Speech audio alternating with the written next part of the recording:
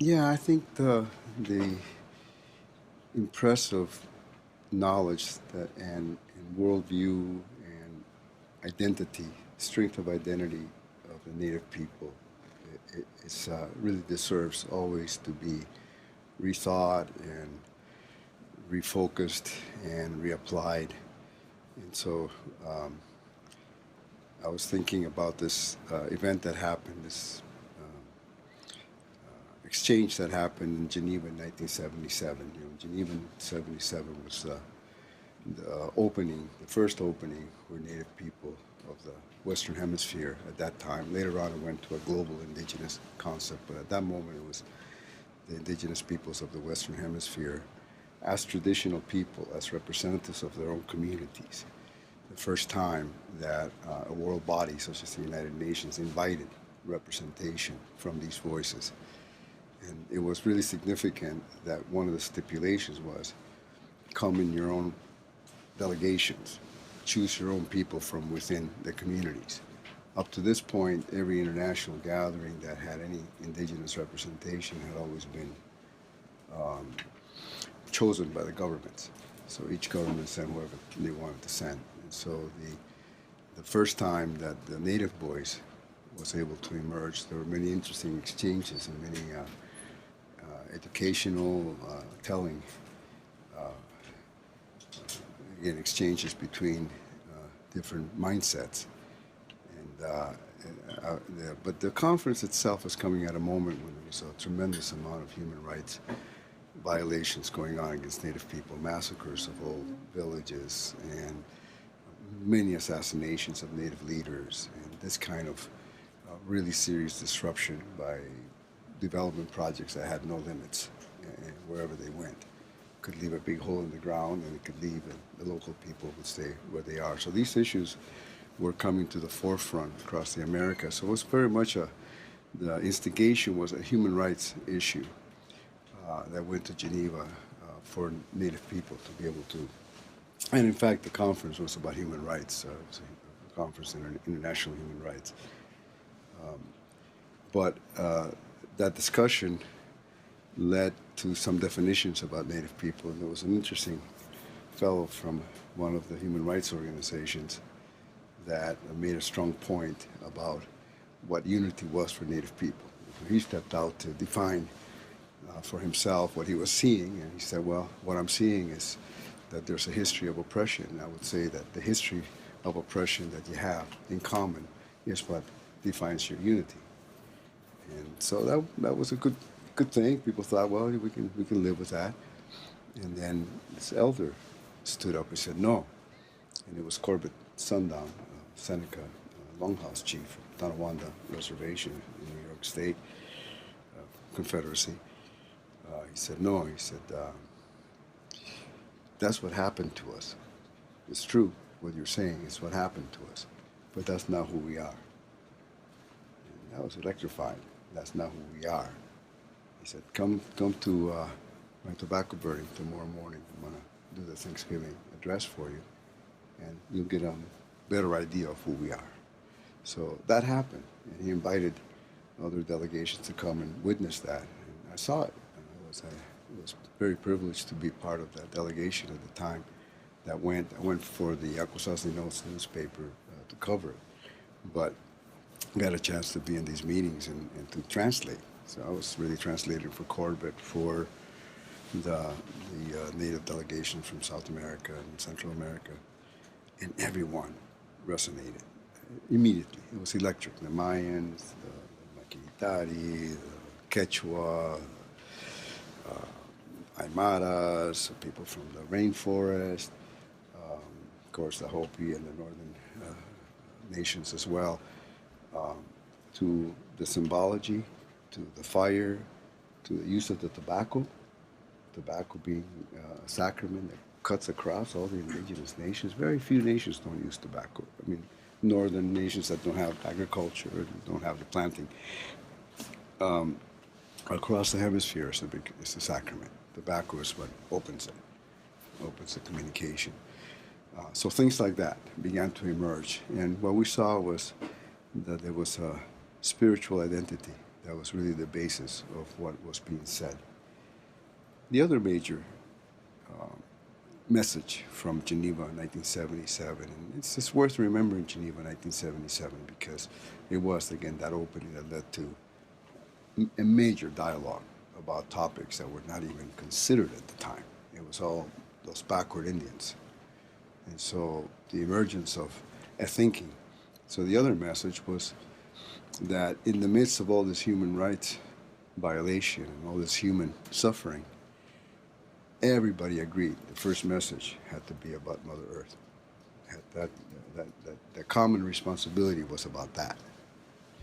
And that was very serious. And of course, what Corbett did helped to focus that, but it was already in the ether of the conference. And it fell to Oren Lyons from the Onondaga, who was given the task. I was there when they were choosing the speakers and who was going to represent the human rights violations, who was going to represent South America, who was going to represent different issues. And he said, no, before everything else, we need to address this because we know that this is happening.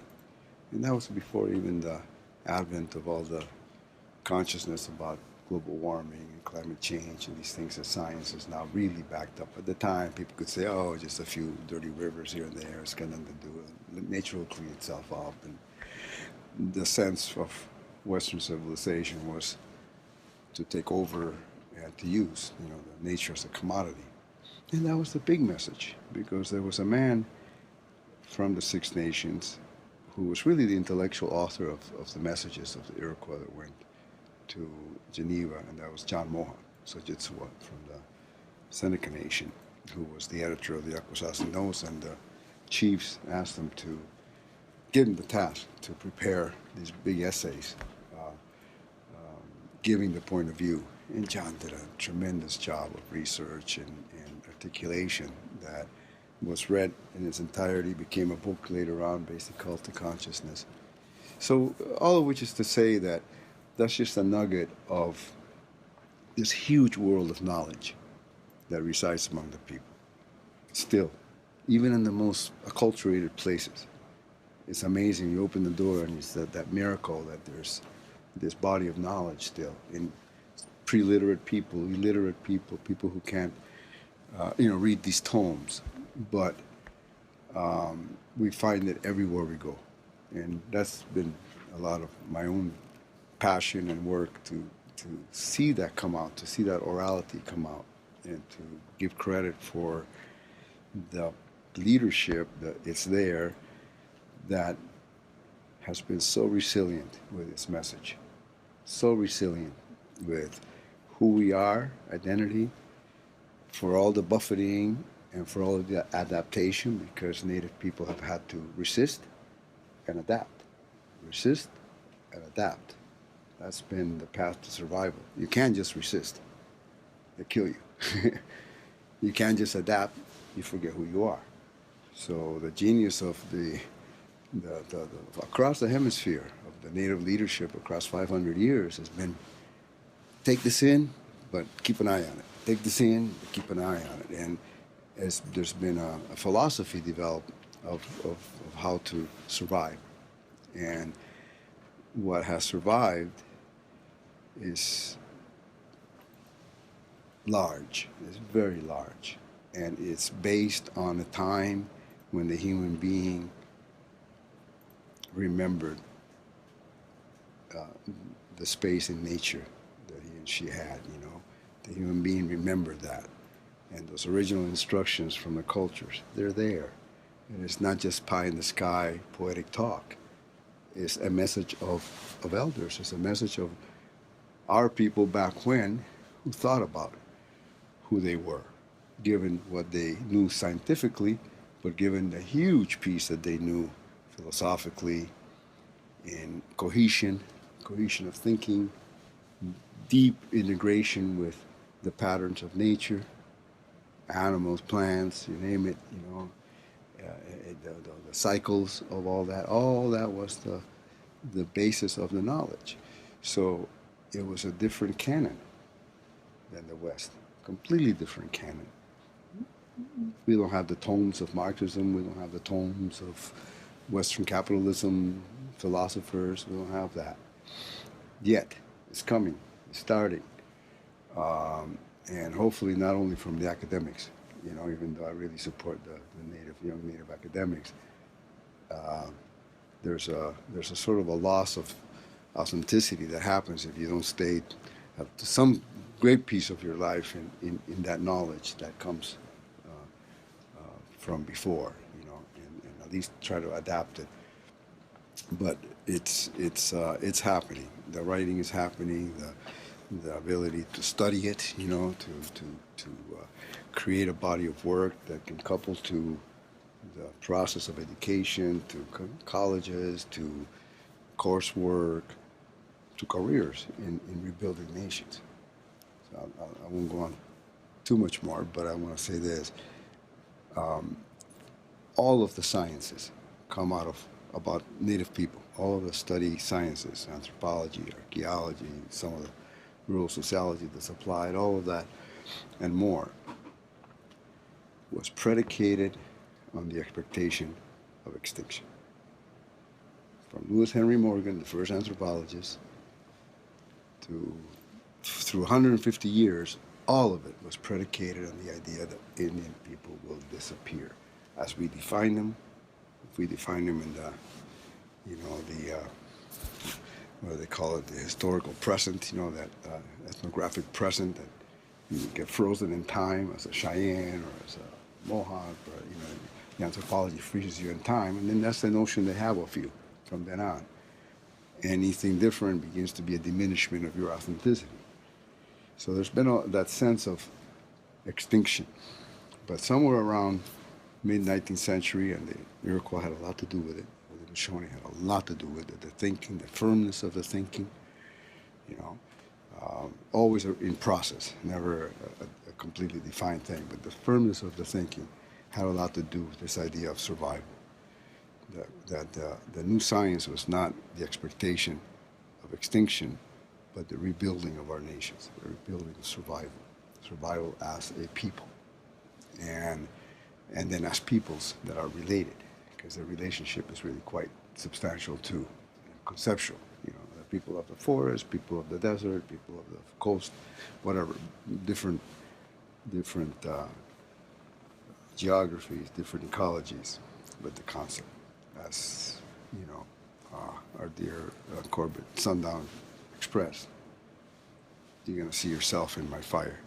From one place, from Seneca Reservation in New York State, comes this man to the world arena and tells the other Native people, you're going to see yourself in my ceremony. And they did. So that's bigger than any country flag. That's deep. That's the roots. And the WIPSI, the educators that are dealing with Native world issues, with Native peoples, from other cultures that are adapting to learning about Native peoples, huge importance, just huge. And that it's being hosted by a Native institution, largely in a Native context, speaks well for that process, for that movement of educators. So it's where the solutions to the world's problems are going to come from local peoples, from ecosystemic living. The more you can get into living in the range of your own foods, your own elements in your region, rather than the global context, that's where it's going to come. The adaptations are going to have to come in the knowledge of how to adapt to the changing systems. A lot of knowledge. There really is a lot of knowledge in the Native world. Even in the most kind of run over communities. There's always a sense of that. So that's what I hope for WIPSI and for the next generation to see themselves as contributors to that process, not as recipients from the elders. Elders have a lot to teach, but it's your world. It's your world. You're the ones that have to say, well, I'll take that, I'll take that, I'll take that. I'm gonna go forward with my constitution, and you have to do that or you don't adapt, you don't survive. So thank you for the opportunity to say a few things.